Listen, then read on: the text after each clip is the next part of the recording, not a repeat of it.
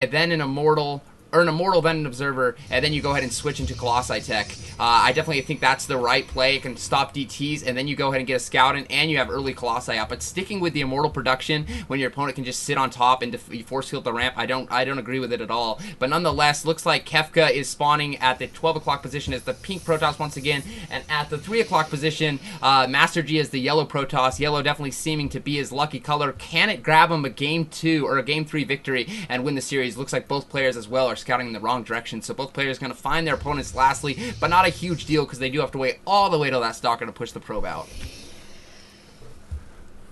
Yeah, it will be interesting to see kind of how this game materializes. It looks like they're actually going to scout their respective positions last. Kind of I guess funny, it's very symmetrical. It's kind of pretty in that respect, but it is close air distance, which I guess might facilitate for any, I guess, sneaky Stargate play, or would you say it's still going to kind of come out standard?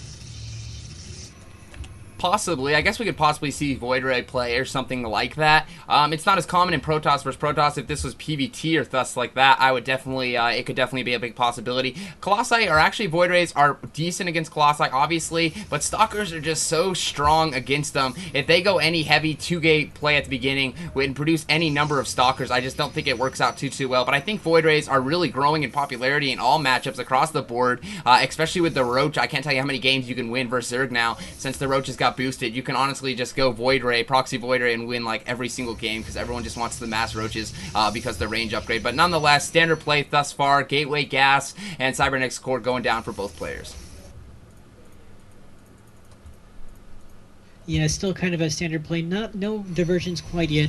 Hopefully, we're not going to see kind of a slow digression into, I guess, a slow death really from last game. I mean, talk about bringing a knife to a gunfight. I mean, it's kind of like you ran out of a laser pistol and you're just kind of throwing the discarded cartridges at your opponents. Ooh, very sneaky move from Master G. Actually acted like he was going to go out with the scouting probe and did actually cue it and sneak it all the way back up, and he is indeed going for the pylon.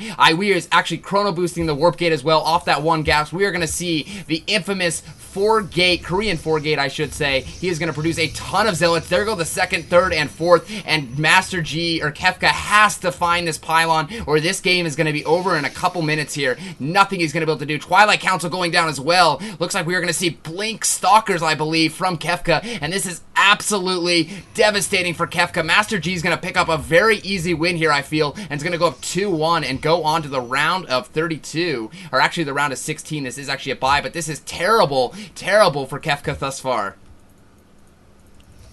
Yeah, it's looking like he's going to be rapidly running out of time to scout this out and actually do something about it. And I mean, he's also kind of going for, I guess, a Blink Stalker, I believe, or some kind of a tech build.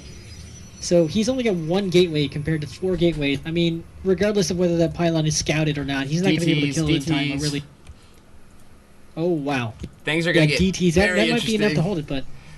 Oh my gosh, I don't know if this Dark Shrine is going to be up in time. Luckily for Master G, that Dark Shrine is so slow to produce. Kefka with only 1 pylon powering 3 gateways here, and that pylon's going to be sniped, and I don't see this. I definitely see Kefka in a terrible situation thus far. The warp gates have been completed. Here come 4 Stalkers, and they're going to see that Dark Shrine, and that Dark Shrine is only halfway. It's going to be too late. Both players choosing to cheese, and it's going to pull in the favor of Master G thus far. He needs to attack. He's waiting for another round of a units here, but that Dark Shrine's getting so close, about 3/4 done. Can he possibly win? But Kefka really needs to build more pylons. He needs to keep these gateways powered, so as soon as they pop, Kefka, Master G needs to see this Dark Shrine. He needs to take it out. Not reacting thus far, doesn't know it's coming. He just sees the 3 gateway, thinks it's standard play, and the Dark Shrine is almost complete. I think Kefka, that pylon might just fall, and it does, but